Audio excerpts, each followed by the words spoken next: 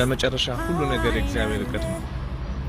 የሰው ልጅ ብዙ ጊዜ እቅድ ያወጣል፣ ብዙ ህልም ያልማል፣ የሚሄድበትን መንገድ ይመርጣል። ነገር ግን ህይወት ሁሉ ጊዜ እንደ እቅዳችን አትሄድም።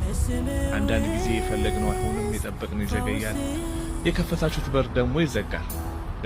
ነገር ግን በእነዚያ ጊዜያት እግዚአብሔር ዝም ብሎ ደግሞ አይቆምም። እርሱ ከኋላ ሆኖ ነገሮችን ለበጎ ይሰራልና መጽሐፍ ቅዱስ እንደዚህ ይላል፣ እግዚአብሔርን ለሚወዱት እንደ ሐሳቡ ለተጠሩት ነገር ሁሉ ለበጎ እንዲደረግ እናውቃለን ይላል።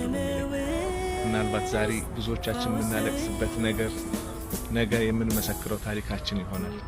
ምናልባት ዛሬ ተዘጋብን የመሰለን በር እግዚአብሔር ከአደጋ እየጠበቀንስ ቢሆን፣ ምናልባት ዛሬ ዘገየው መልሳችን ደግሞ ሲመጣ ከምናስበው በላይ የተሻለ ቢሆንስ?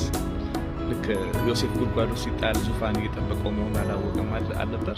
ዳዊትን በምድረ በዳ ሲሸሽ ንጉሥ ሊሆን መሆኑን አላየም ነበር? ስለዚህ ጓደኛዬ ሁኔታዎችን ብቻ አትመልከት፣ የሁኔታዎችህን ጌታ ተመልከት።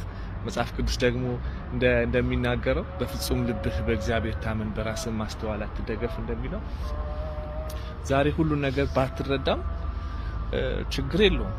እግዚአብሔር ሁሉን ነገር ተረድቶታልና አንተ ሙሉውን ስላታየም እግዚአብሔር ግን መጀመሪያውንም መጨረሻውንም አይቶታል። ስለዚህ ዛሬ የልቤ ቃል ይሄ ነው ለሁላችሁ። ያገኘውትም ሆነ ያጣውት፣ የተከፈተውም ሆነ የተዘጋው በር፣ የፈጠነውም ሆነ የዘገየው መልስ ሁሉም በእግዚአብሔር እጅ ውስጥ ነው። እናም አምናለሁ እርሱ እኔ ከማስበው በላይ የተሻለ እቅድ አለው። በመጨረሻም ሁሉ ለክብሩ ነውና ለበጎ እየሰራ ስለሆነ ያንን እረዳለሁ። ስለዚህ አይዟችሁ ለማለት ነው። በዚህ በአንዳንድ ነገር ውስጥ የምታልፉ ወገኖች እግዚአብሔር ከእናንተ ጋር ነው።